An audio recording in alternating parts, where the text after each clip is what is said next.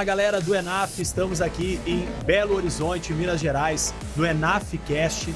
Incrível, apenas feras aqui, comemorando os 20 anos do ENAF no Center Minas. Meu nome é Juliano Silveira, eu sou treinador e fisiologista e estou aqui com mais dois feras, o Paulão e nada mais nada menos que o Santiago Paes. Dois feras, um profissional de educação física com uma ampla experiência em treinamento e fisiologia, e o outro, Santiago Paes, nutricionista, psicólogo e profissional de educação física. Vamos bater um papo com eles hoje sobre biomecânica, treinamento e hipertrofia. Lembrando que aqui no ENAF Cast, nesse podcast, será gerado também nessa mesma gravação para o Conecta Fit, canal do YouTube, e esse evento conta com a participação e o patrocínio da TNT Equipamentos, Kikos, Manejo Fitness e Total Pass. Beleza, galera? Então, queria começar aqui entrevistando o Antônio Paulão e o Santiago Paes, onde eu quero conversar um pouquinho com vocês sobre a moda de subir no palco. Até que ponto indivíduos que começam o treinamento e já querem rapidamente alcançar um físico estético mais forte, mais definido, qual o impacto disso para a saúde. Lembrando que o fisiculturismo tem aí a sua graça, tem a sua contribuição, mas o desfecho da pergunta é: qual é a vantagem e a desvantagem de indivíduos jovens ou indivíduos com pouca experiência no treinamento já quererem subir no palco e ter que se submeter a todos os recursos que a gente sabe que uma preparação exige? Perfeito. Fala, galera, é um prazer estar aqui nessa edição histórica do ENAF, edição de número 20 aqui de BH. E um prazer estar junto com o Juliano e com o meu amigo Santiago Paes. Então vamos lá, vamos pensar um pouco sobre essa questão do fisiculturismo, o cara que começou a treinar e quer subir. Eu vejo dois pontos aí, um ponto positivo e um ponto negativo. Ponto positivo: isso é uma estratégia de motivação. E associada a essa estratégia, a gente tem o comprometimento do cara, toda a montagem de uma rotina. Isso facilita o processo de treinamento, de hipertrofia, de maturidade muscular. No entanto, a gente pensar num cara que tem pouco tempo de treino, as chances dele ter um bom resultado é pequena. Então isso é um ponto negativo, mas é uma forma de preparação também. E qual que seria o ponto negativo? Usar estratégias que ele não deveria estar utilizando nesse momento, achando que isso vai avançar o processo dele. Então esse seria o ponto negativo. Às vezes o cara vai querer jogar uma sobrecarga de treino que não está preparado para aguentar, ou até mesmo de uso de hormônios, né? E isso a gente sabe que hoje tem uma série de repercussões sobre a saúde do indivíduo. Então pensar nesses dois pontos. Ponto favorável, a rotina, toda essa parte que é admirável, isso é legal. Agora, o ponto negativo, talvez eles queiram antecipar de maneira, tentar potencializar isso em um curto tempo de prazo. Então isso tem um risco muito grande para a saúde. Muito bom, obrigado. Toda vez que a gente vai falar sobre desejo, toda vez que a pergunta é desejo, a gente tem uma vertente muito importante sobre o viés psicológico. Por que eu desejo ser um atleta? Por que eu desejo ser reconhecido? Por que eu desejo ter fama? Então, quando a gente trata com jovens ou até mesmo indivíduos universitários, a gente tem um componente aí, por exemplo, de identificação. Então, uma pessoa que quer se tornar um atleta, e independente do que ele tem que sofrer, ou talvez independente do que ele precisa fazer para chegar nessa condição, uma das justificativas é que ele quer ser, de alguma maneira, cortejado, enaltecido, valorizado, ou até mesmo dentro de uma relação de ambiente, de um grupo, sensação exatamente. De pertencimento. Isso aí. Feito. Isso aí. Eu acho bacana quando a gente vai falando e vai fazendo sentido e já completa. Eu adoro isso. Sentimento de auto-pertencimento, começa por aí, já começa. Só que aí a gente, nesse desejo exacerbado, toda vez que a gente emociona, né, tá muito emocionado, o que corta? A razão. Então o indivíduo que está muito emocionado e desejando às vezes aquilo, a racionalidade muitas vezes sucumbe. E aí ele fica vulnerável também, às vezes, a aceitar, talvez, condutas ou até mesmo, digamos assim, caminhos que talvez não seja o caminho que para ele, ou Na até verdade, mesmo... seria um atalho, não um caminho, né? Se trata da integridade física dele, talvez não é o melhor momento. E aí, assim, não entrando no mérito das questões de treinamento, que você falou muito bem, Paulão, não entrando no mérito da dieta também, mas o fato dele mostrar talvez que ele está no caminho, ou agora ele faz dieta, se esse cara tem uns 18 anos, 19 anos, ele marmita no trabalho, ou marmita na faculdade, ou abre uma marmita já para ir no trabalho, ou qualquer local. No ônibus, né? Tá no ônibus ali. Isso para os outros, socialmente, talvez ele insinua para os outros que ele é responsável, ele tá na disciplina, ele é focado, dedicado, independente se a marmita dele com batata doce e ovo tem um cheiro que as pessoas falam, nossa senhora Aparecida, mas você tá se preparando, né? Pô, não, tá certo, o cara é disciplinado. Então, sei, existem condutas que muitas vezes justificam, até mesmo para os outros, uma visibilidade da disciplina que ele tá, e muitas vezes para os outros é o que ele gostaria de ser reconhecido como uma pessoa disciplinada, que está no foco, e mesmo se ele não se torna atleta, ou até mesmo se ele está comendo normalmente, porque ele está com 6 meses de treino, mas na cabeça dele a galera já tá vendo que eu tô no estilo de vida bodybuilder. E nesse sentido, mais que não pertença a isso, mas sentir pertencente já é o início. Se isso vai ter um choque na integridade física ou não, ou o que ele vai adotar nesse momento, seja de recurso farmacológico, seja de estratégia avançada, seja de dieta restritiva, seja de questões emocionais, aí é uma outra coisa. Mas isso se tratando de desejo, talvez a gente pode pensar mais ou menos nessa linha de raciocínio, complementando o que o Paulão falou. Sensacional, gente. Muito boa contribuição. E isso me faz, aqui, dando uma observação sobre isso que ele falou, quando a gente fala de modalidades coletivas, isso também acontece bastante. Por exemplo, a gente tem CrossFit, na realidade não é uma modalidade, é uma marca. O Cross Training, né? Que seria esse tipo de modalidade integrativa. Eu noto em todas as pessoas que praticam modalidades integrativas ou coletivas, sensação de pertencimento a um grupo, onde mistura esse pertencimento à coletividade e à competitividade. Cara, aproxima, né? A aproximação que você tem e o espírito de equipe te coloca, eu chego a me arrepiar, te coloca em outro nível de sensação de bem-estar você consigo mesmo. Porque se você não cumprir a meta, os outros vão ficar te esperando no cross-training, né? E as pessoas estão torcendo para que você termine o mais rápido. O físico bonito de quem treina, ele não vem porque a pessoa está fazendo a modalidade, na minha opinião. Claro. A modalidade contribui, mas você tem um tempo na parede. A pessoa que está fazendo cross, ela quase sempre não está tão preocupada com o físico. Ela está preocupada com a sua funcionalidade. Correr mais rápido, ter mais força, mais explosão, mais jab, mais drive neural. É isso que ela tá. Tanto que muitas mulheres, é um estereótipo, né? Independente do uso ou não de recursos farmacológicos, elas não têm um trabalho tão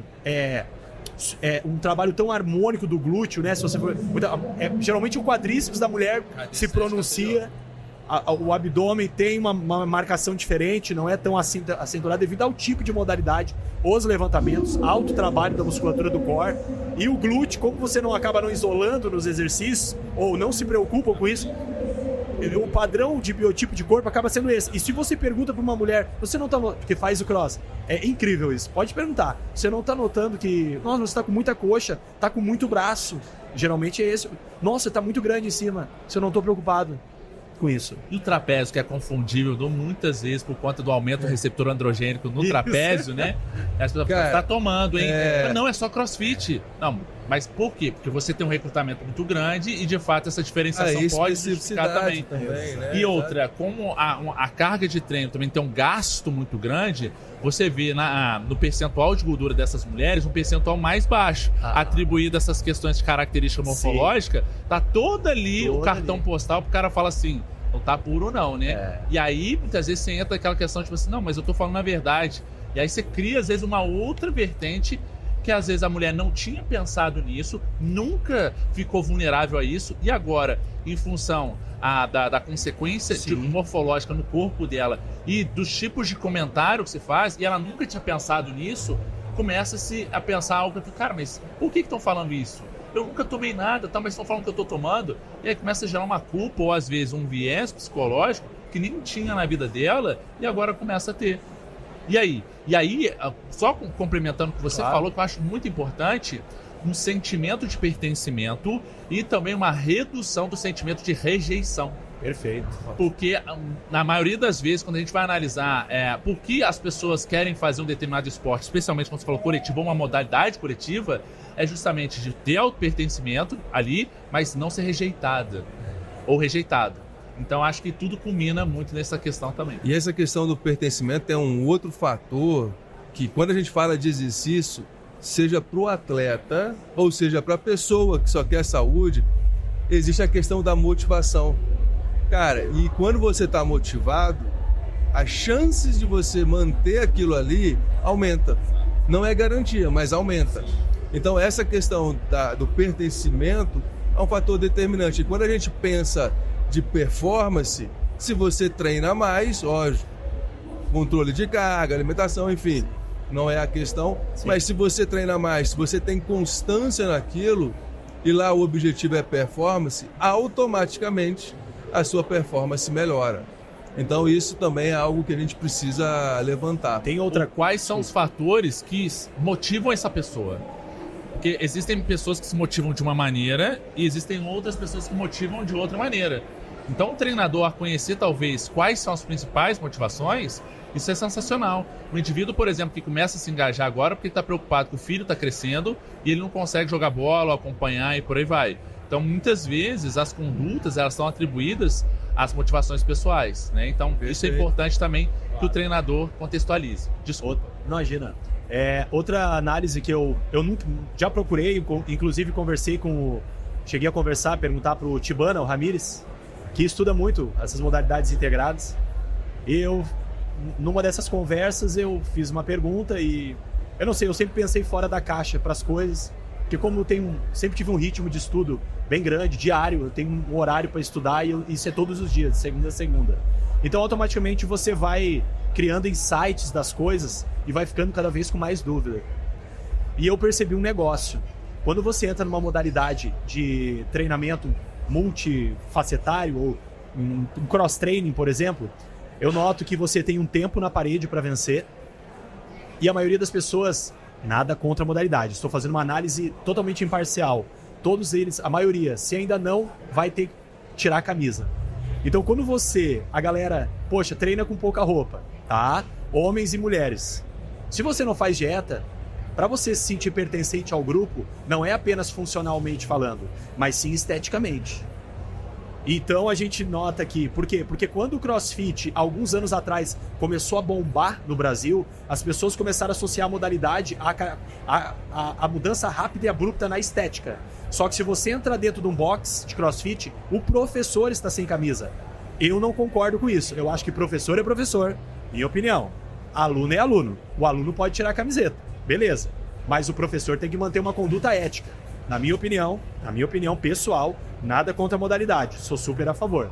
O professor tem que manter uma conduta ética, de camiseta e de roupa, de bermuda, certo? Esse fator de despir-se dentro da modalidade, de ficar mais à vontade, também te encoraja rapidamente a entrar num processo dietético para que você alcance o mais rápido possível aquele shape, ganhe como consequência a afetividade por você mesmo, ganhe como consequência atenuar suas frustrações e se sentir mais com menos frustrações internas, vamos dizer assim, às custas do quê? Estou além de mais forte, mais resistente, mais belo, mais bonito esteticamente falando, né? E pertencente a um grupo. E então, estou no padrão, né? Estou no padrão. Eu me enquadrei num padrão estereótipo, estético. Dentro da musculação, ninguém tira a camiseta. E aí as perguntas, o que emagrece mais rápido? O que busca o estético mais rápido? Cara, dentro da musculação, ninguém precisa tirar a camisa. Isso é uma análise que eu quero que as pessoas observem o que eu estou falando e reflitam. Cara, tudo é o ambiente que você está inserido. Se você quer parar de fumar maconha e você não largar os amigos que fumam, a tendência de você parar é menor. Ela pode existir, mas é menor. Se você busca um ambiente onde todos estão sem camisa, se você não tirar, você vai ser o estranho. Então quem vai ter que mudar? Ou você muda ou você sai do box. Não é assim que funciona? Não sei se é, mas eu noto que isso acontece bastante.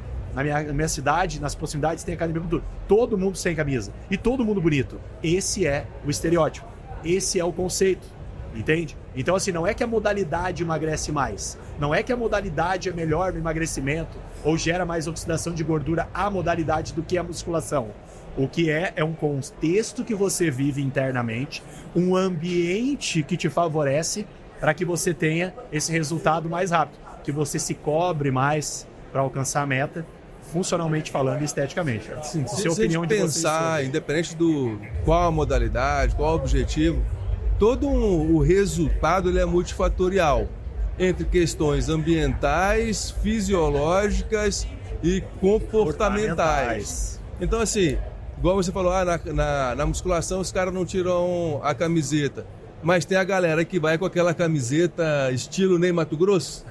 Eu acho que são fãs do Ney Matogrosso. Aquela que fica mostrando o mamilo. Ah, sei. Eu chamo ela de regata de cadastro de tênis. Pode ser uma boa também. Não tem problema nenhum. Mas assim, aí tem outra questão na musculação. O cara não se exibe ali, mas o hashtag tá pago, como é que ele tira? Mostrando o braço, fazendo uma pose. Às vezes ele não faz isso no salão, mas vai pro banheiro e faz isso. Então assim, eu acho que é uma questão cultural. Assim, um vai ter uma cultura, o outro vai ter outra cultura, um comportamento, um tipo de vestimento, enfim. É algo assim que dentro de toda a análise a gente tem que pensar sempre de maneira multifatorial. Cara. Certo. O que vocês acham da atualidade que a gente vive na educação física? Mais uma vez arraigada por essa forte necessidade de ter um físico bonito, pessoas buscarem treinadores ou treinadores encorajar a indicar outros treinadores se o cara tem um shape bonito. Ou seja, eu tenho o shape do momento, eu tenho conhecimento. Vocês acham que o treinador necessariamente tem que ter um shape estético para ter conhecimento? E se ele não tem esse shape bonito, quais são os atributos que esse cara tem que ter para ser um profissional de excelência? Isso é uma questão que ela é delicada, inclusive. Porque a mesma coisa você falar, você vai tratar para emagrecimento com um nutricionista que é obeso? Ou você vai tratar dos dentes com um dentista que não tem dente? Ou você vai tratar, resolver uma questão jurídica? Você vai ter confiança num cara que usa camiseta, bermuda e chinelo? Isso acaba tendo uma associação. Existe uma questão cultural sobre isso e tal. É o determinante para ter sucesso? Não. Isso não quer dizer que o treinador, se ele não tem o shape, ele não é bom. Se a gente pensar no treinador do Bolt, o cara é obeso e fez o maior velocista da história. E aí? Agora, a gente tem um outro ponto aí que a gente sofre influência, que é da mídia social. Uma pressão. Então isso é um fator de que interfere nesse processo de julgamento para escolha. Então eu vejo mais ou menos assim. O que você acha? Eu acho que a pergunta que estava faltando para finalizar o nosso podcast, né, eu acho que foi muito bem colocado, né? E as pessoas, a gente precisa entender que do ponto de vista psicológico, elas se conectam mais com aquelas que se identificam. Então todos nós trazemos crenças ou associações atribuídas a sentido para essas coisas. Então quando uma pessoa ela é exposta a essas mensagens culturais ou até mesmo a essas associações de fama ou sucesso ou até mesmo de resultado atribuídos às questões estéticas do profissional que está ali para talvez trazer aquilo que ele deseja, inconscientemente ele pode fazer essas associações, porque ele acredita que isso vai trazer dentro do sistema de crenças dele o resultado que ele gostaria, independente talvez de um outro parâmetro que poderia ser o conhecimento. Então, num primeiro momento, atribuído ao que ele traz como sentido e sentimento, ao olhar a percepção que ele tem, ou a intuição, ele induz talvez esse tipo de associação. Eu acho que para finalizar o nosso podcast, eu acho que essa pergunta foi muito importante e válida para a gente discutir isso. Perfeito. Hoje existe outra pergunta que eu acho assim que vale a gente ressaltar, que saindo dessa questão estética agora e sim entrando na questão prescritiva, eu noto uma briga de grandes pesquisadores brasileiros e até cientistas, né, com o que pega mais, a briga agora por exercícios. Hoje a gente sabe que desde 1990 a gente sabe que o músculo ele responde a um estímulo, sendo a um mesmo estímulo ele tem diferentes pontos daquela musculatura com maior ou menor grau de hipertrofia, apesar de que a corrente elétrica passa no músculo inteiro. E aí surgiu o nome hipertrofia muscular não homogênea. E agora existe uma briga muito grande. E aí o levantamento terra pega o quê? Pega mais a parte inferior, mais superior do glúteo máximo. A elevação pélvica eu boto no início ou no final do treino. E aí eu divido o glúteo em quantas partes? E a panturrilha, flexiona ou não flexiona o joelho para fazer a flexão plantar? Então, até que ponto esse tipo de preocupação entre pesquisadores pode facilitar a vida prescritiva de um profissional que está começando como personal ou já está há anos como personal? Eu acredito que existe um reducionismo, minha opinião. Já estou fazendo a pergunta e já respondendo e dando a minha opinião, queria saber de vocês também. Reduzir o exercício ou reduzir o músculo em partes, eu acho que isso é coisa de quem trabalha em açougue, com todo respeito. Eu acho que o profissional de educação física ele trabalha com movimento. Ele não trabalha com o reducionismo e simplificar determinados exercícios como predominantes para tais musculaturas. Até porque a gente tem a hipertrofia muscular não uniforme, mas dependendo da maioria dos grupos musculares, são poucas evidências que realmente conseguem bater o martelo que tal músculo hipertrofia mais a região distal ou proximal, e a galera acaba fazendo inferências biomecânicas e cinesiológicas para justificar a venda do seu produto, não baseado em evidências com ultrassonografia, com ressonância magnética, que são padrão ouro, e sim evidências que mostram um modelo agudo de resposta, como a eletromiografia, que tem sua validade. Então ele vai lá e diz, mas porção distal do glúteo máximo, vamos fazer extensão de quadril, porque essa evidência com eletromiografia, peraí, foi com eletromiografia. Eletromiografia mostra um desfecho agudo, na hora da sessão, uma excitação local e momentânea. Hipertrofia é algo crônico, é algo morfológico, que ocorre em médio e longo prazo. Então as pessoas querem vender os seus produtos, os seus exercícios, como se fossem donas dos exercícios e inclusive dos atletas que treinam, como se o cara tivesse que ser aluna dele a vida inteira. Aí vendem a pessoa, vendem o exercício e vendem o exercício que trabalha tal músculo. Essa é a minha opinião. Está tendo assim uma dicotomia enorme, algo totalmente paradoxal. As pessoas estão vendendo fórmulas prontas, reducionistas, colocando dentro de uma caixa para vender o seu próprio produto e usando o seu atleta como um veículo de convencimento. Isso, na minha opinião, não tem nada a ver com ciência. Porque se a gente pega a base da pirâmide das evidências científicas, a minha opinião sobre exercício, estudos com ratos e estudos em vivo, são os que menos têm impacto no nível de impacto sobre as evidências científicas. A minha opinião, se você pegar nível de evidência científica, uma flecha que sobe de baixo para cima, a base inferior da pirâmide, a mais baixa e a mais rasa e mais fraca é o quê? Opiniões de expert, estudos in vitro e estudo com animal. Tem suas validades? Tem. Mas não interessa. Se eu treino há 30 anos, eu não posso ficar dizendo, se eu estou falando de ciência, que tal exercício trabalha tal músculo porque eu treino com as minhas alunas e dá certo e não sei o quê. Se eu falo de ciência, é complicado você trazer esse desfecho, na minha opinião. Juliana, botar as coisas numa caixa. Pensar em exercício ou nesses tipos de adaptações, negar que elas existem é errado também. Falar que elas funcionam também é errado. O que a gente tem que pensar? Primeiro, quando a gente vai falar de adaptações, seja para gerar uma hipertrofia regional ou uma hipertrofia global, eu sempre levo o meu raciocínio da seguinte maneira: para quem que eu vou fazer isso? Perfeito. Quando que eu vou utilizar essa estratégia? Por quê? Por quê e por quanto tempo? Então, se a gente pensar nessas 4 perguntas, isso é válido.